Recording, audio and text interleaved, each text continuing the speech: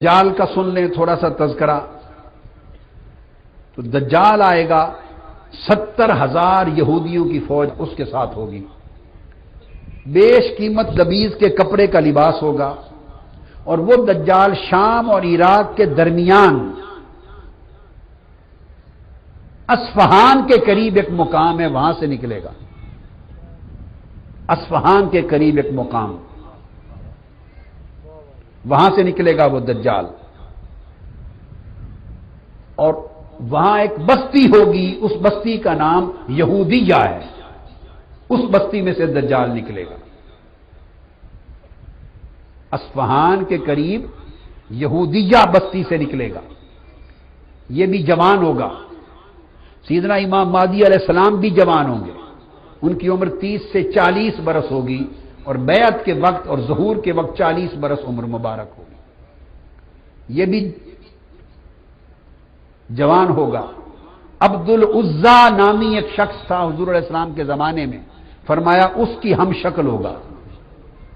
اس کا رنگ گندمی ہوگا دجال کا، بال اس کے پیچدار ہوں گے، آنکھیں عیبدار ہوں گی، ایک آنکھ سے بائیں آنکھ سے کانا ہوگا، دائیں آنکھ میں موٹی پھلی ہوگی، انگور کی طرح وہ باہر نکلی ہوئی ہوگی.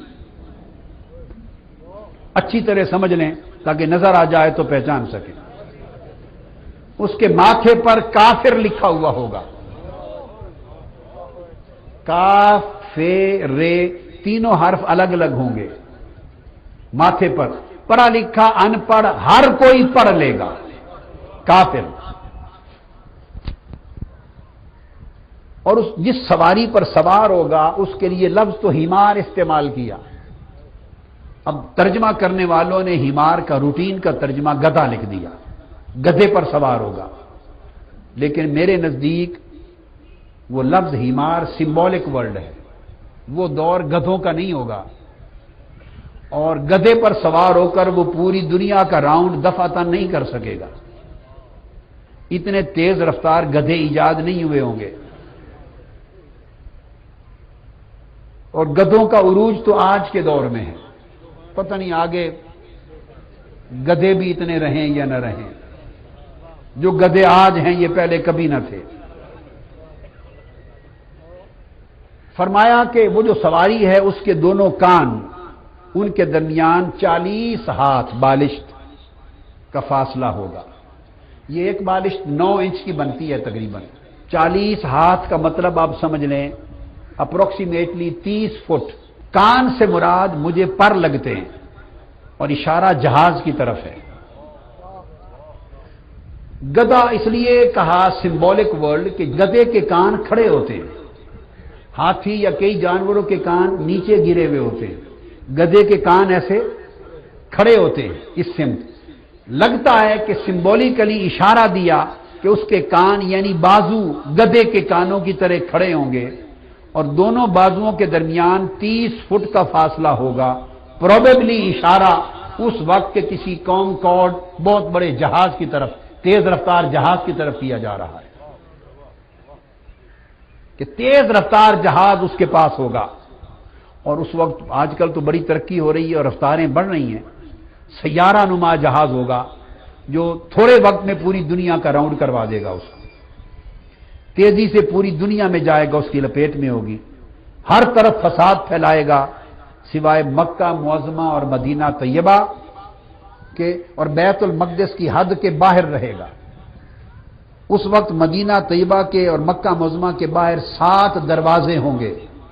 فصیل ہوگی، ابھی تو فصیلوں کا دور نہیں آیا، بڑا وقت پڑا ہے. 7 دروازے ہوں گے، ہر دروازے پر ایک فرشتہ مقرر ہوگا، اور دجال کا داخلہ مکہ اور مدینہ میں بطور خاص بین ہوگا. اور جو منافق بس رہے ہوں گے مدینہ میں، وہ سارے اس زمانے میں مدینہ سے نکال دیے جائیں گے.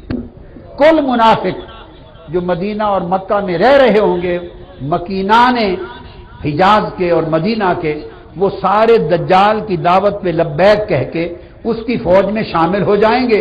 منافق نکل جائیں گے اور اہل ایمان بچ جائیں گے. وہ امام مہدی علیہ السلام کے ساتھ ہوں گے.